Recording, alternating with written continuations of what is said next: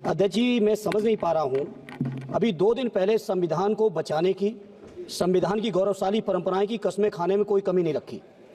2 ही दिन के अंदर संविधान की जो हमारी मूल भावना है, 2 ही दिन के अंदर संविधान का जो हमारा बेसिक स्ट्रक्चर है, 2 ही दिन के अंदर संविधान का जो हमारा संघीय ढांचा है, उसको खत्म करने के लिए संविधान संशोधन बिल लाए हैं।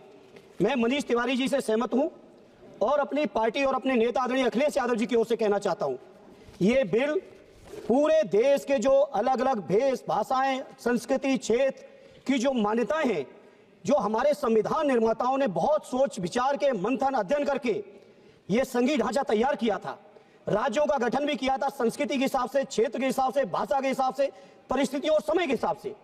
मैं नहीं समझता अध्यक्ष जी, मुझे कहने में कोई संकोच नहीं, उस समय के हमारे संविधान निर्माताओं से विद्वान, बाबा साहब भीमराव अंबेडकर से ज्यादा विद्वान इस सदन में अभी कोई नहीं बैठा, मुझे कहने में संकोच नहीं है। और ये संविधान की मूल भावना को खत्म करके कैसे तानाशाही के रास्ते निकाले जाएं, इसके अलावा कोई काम ही नहीं बचा है। आखिर ये मनीष तिवारी जी ने कहा, कहीं एक विधानसभा के चुनाव अगर कोई अविश्वास आता है, अगर बहुमत नहीं मिलता है, तो क्या पूरे देश का चुनाव कराओगे?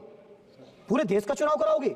और ये लोग एक देश, एक संविधान, एक चुनाव की बात करते हैं। जो लोग 8 विधानसभाएं भी एक साथ नहीं करा पाते हो, मौसम देख के तारीखें बदलते हो, वो लोग बात करते हैं एक देश एक चुनाव की। इसलिए अध्यक्ष जी, मैं अपनी पार्टी की ओर से, अपने नेता आदरणीय अखिलेश यादव जी की ओर से इस बिल का पुरजोर विरोध करता हूं और आपके माध्यम से देश के जनमानस से कहना चाहता हूं, ये भारतीय जनता पार्टी के लोग तानाशाही लाने के नित नए रास्ते लाते हैं।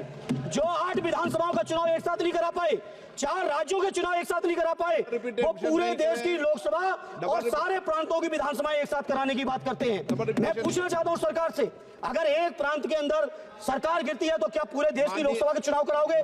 क्या अगर लोकसभा के चुनाव के चक्कर में उस प्रांत के लोग क्यों सफर करेंगे? अरे चर्चा कर लेना, अरे कुछ नहीं बचा है, कुछ नहीं बचा है आपके पास। अध्यक्ष जी, सदन को थोड़ा सा सिस्टम में लाएं। अध्यक्ष जी, आपसे अनुरोध है, आपके माध्यम से सरकार से अनुरोध है, जनता ने बड़ी उम्मीदों के साथ हम सबको भेजा है और हम सब लोगों की जिम्मेदारी है, ये संविधान विरोधी, संघीय ढांचे विरोधी, बेसिक स्ट्रक्चर विरोधी कई केसों की चर्चा की मनीष तिवारी जी ने, मैं उनके साथ जोड़ते हुए माननीय सर्वोच्च न्यायालय की भावनाओं के विरोधी, गरीब विरोधी, दलित विरोधी, पिछड़ा विरोधी, मुसलमान विरोधी, इस नियत को वापस लो। ये अध्यक्ष जी, आपके माध्यम से मेरी आपसे प्रार्थना है। बहुत बहुत धन्यवाद।